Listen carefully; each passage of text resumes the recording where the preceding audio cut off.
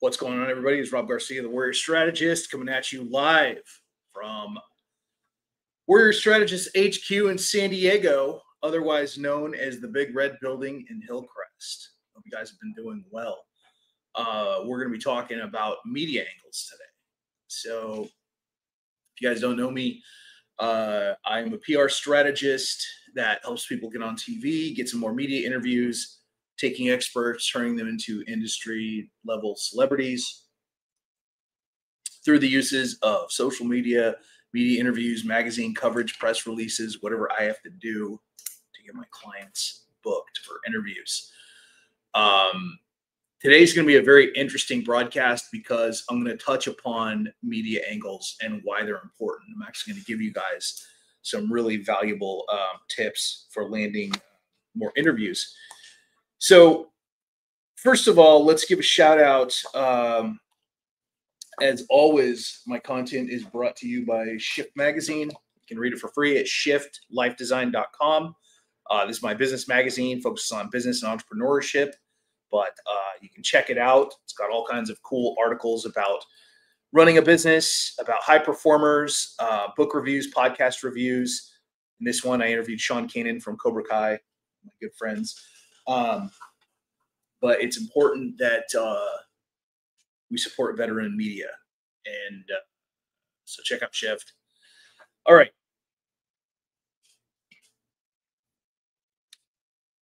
Everybody wants interviews. Like, that's just par for the course. But not everyone understands the process of what makes them interviewable. Okay. So the average person has a lot of incredible things that they could use to get interviews, but they just don't know how to tell the story. They don't know how to cultivate their media angle. They don't know like what makes them interesting. They don't know like how to approach, reporters and podcasters and stuff. My job when I work with somebody is to develop the narrative. And if I have to, create a story, like literally prepackage a story, put together a partnership, or get them to a place where there's something about their life that we can pull out and package it and send it out to media, right? And there have been times when I will say that everything I do is ethical. Like, I'm not manipulating anyone. I'm not like inventing shit. But if I know somebody that has a nonprofit and I know somebody that's like a business owner and they need a story, then maybe they partner up with a nonprofit, or maybe they donate to them, or they, support a cause, something like that. So that's how I can create a story where nothing existed. So it's like weaving a narrative, like I said, in an ethical way. I'm never going to like lie about anybody. I'm not going to like mislead or dissuade anybody. I operate with ethical constraints and boundaries. But I'll tell you, creating that media narrative, super important. And so whether you're Ricky Mustache or Ron Blackburn or Chelsea the Realtor, your narrative is floating around.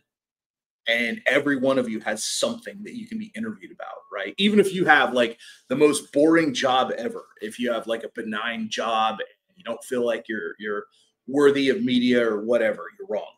There are so many things, so many angles out there. I probably have 9 that I've isolated that I use for my clients. So I'm going to go over a couple of them today, and then how to turn these different media angles into talking points. Talking points are the second most important thing you need to know about. The angle is number 1 for sure. Okay. Okay. First media angle is life experience. So my claim to fame is being interviewed over 255 times. And it was because of life experience. I ended up going from high school dropout, college dropout 2 times to PhD. And that story alone got me a lot of interviews. And it still gets me interviews because it's never changed. It's the story of my life. It's insane. Like people are really curious, like, how did you go from point A to point B? How did you go from somebody with no hope that could not pass, all these educational milestones, to somebody that got the highest level of education you can get? Um,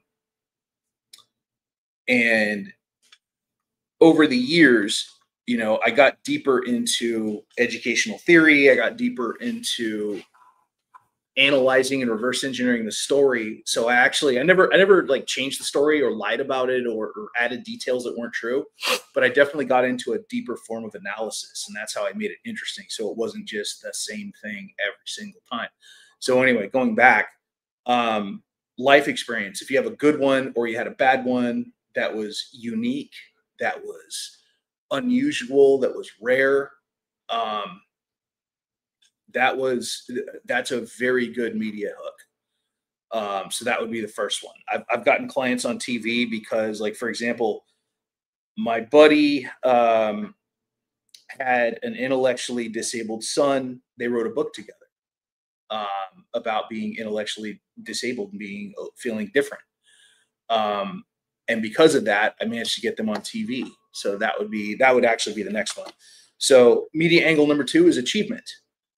Achievement means that you've done something that's tangible, um, that is newsworthy, that's unusual. So like writing a book, um, starting a business and it gets six figures within a year, um, winning a business award, starting a magazine. There's a lot of things that you can consider achievements. You were named business person of the year, realtor of the year. All this stuff is media hook worthy. Okay. So achievement is number two. Um, Number three is going to be subject matter expert. So if you're really, really good at something, like you're considered an expert, um, you will get interviews if you reach out to the right media companies or reporters or podcasters, whatever. You have to match your niche or your field of expertise with whatever the show is or whatever the platform is. I'm known as a PR and visibility expert. So once in a while, I dabble in giving interviews about PR and visibility. It's just not a shocker. I match it up. Um, Subject matter expert is a good place to be because it will drive traffic back to whatever it is that you do. Next will be live demo. So let's say you have a dog that dances around, or you can do martial arts, or you can, cook, whatever. If you can make it to a studio and give a live demo on camera, doing something unusual or visually appealing, live demo is a great way to pitch TV stations, especially morning news. Um, Dancing, martial arts, animals, cooking, skateboarding, sports, whatever. Just something where something cool can happen on camera. Um, Live demo is very specific. It's very unique, but that's a good one. All right, and last, and trust me, I have like 9 to 10 angles that I use with my clients to get them all these interviews, when I'm doing their PR stuff. But I'm just giving you 5 that are accessible and tangible. Last, believe it or not, veteran business owner, and this one on the surface you wouldn't think is like a good hook, but it really is. So if you just own a business and you're a veteran, any kind of veteran, um, that alone is a story. That alone is interviewable.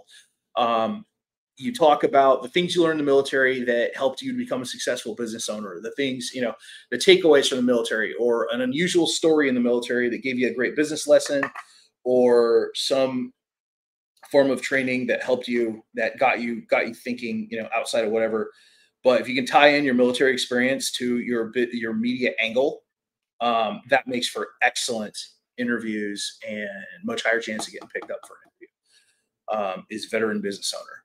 And I know a lot of vets who have gotten on the news and gotten on TV just because they were veterans. Like, that's it. And I would honestly say if you're a veteran and you have in your pitch, veteran owned business or blah, blah, blah, veteran this, military, that, whatever, 30 to 40% higher chance of getting an interview just from that. So anyway, those are my 5 best media hooks. Now, understand that once you have, once you figure out your media angle, and you can have more than one, but I would stick with one. Once you have your media angle figured out, you need to develop your talking points. And this is where a lot of people fumble. Your talking points are 3 interesting points you're going to make on camera or while you're being interviewed that help the audience, that teach them something that's super valuable. Talking points need to be explosive. They need to be eye-catching. They need to catch the reader. It's one thing to say, okay, Rob started a magazine. It's another thing to say, Air Force veteran starts magazine. 10 years later, he's interviewed New York Times bestselling authors, Delta Force, Navy SEALs, blah, blah, blah. Frame and perspective is everything. Like, really, when you're developing your talking points, they need to be, how-tos are good. How I went from this to this is good. Pulling myself out from a horrible, dark situation. People always want to hear a success story, which is great. But your talking points should be developed. They should be interesting. Too many times I've seen like a podcast and there's a graphic and a promotional, social media post, and they're like, "Hey, we're interviewing so-and-so. They did this." Well, no shit. I mean, that's cool, but what am I going to learn from this? Why is this worth 30 minutes of my time? Is this person going to talk about what it was like doing X, Y, and Z, or the biggest like mindset shift they had to make, or the one thing they did that made them $1 million, whatever? You need to really like hook people in with a teaser or like a promo or something that makes it more dynamic, right? So start thinking about your talking points. Start thinking about what what are the most 3 interesting things that you'll come up with in an interview, and then you tie that to your whatever your angle is going to be.